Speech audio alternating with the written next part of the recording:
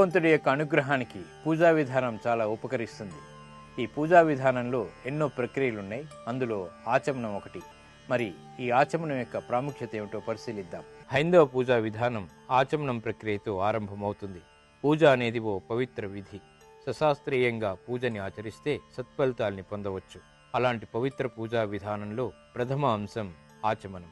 ఈ ఆచమనంలో ఓం కేశవాయ స్వాహ, ఓం నారాయణాయ స్వాహ, ఓం మాధవాయ స్వాహ అంటూ 3 సార్లు ఉద్ధరిణితో ఎడమ చేతిలోని నీరు కుడి చేతిలో పోసుకుని కుడి చేతి బొటనవేలు చూపుడు వేలుని కలుపుతూ దొన్నెలా పట్టుకుని నీటిని స్వీకరించాలి.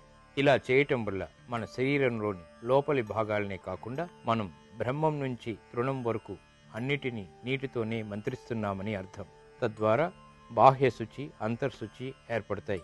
ఆచమనంలో పురుషులు కంఠం వరకు, స్త్రీలు నాలుక వరకు మాత్రమే పోయేంత నీరు స్వీకరించాలి. నీటిని స్వీకరించేటప్పుడు శబ్దం రాకూడదు.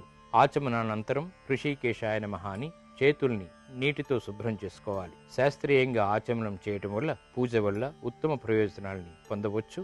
భగవంతుని యొక్క అనుగ్రహానికి పాత్రులు కావచ్చు.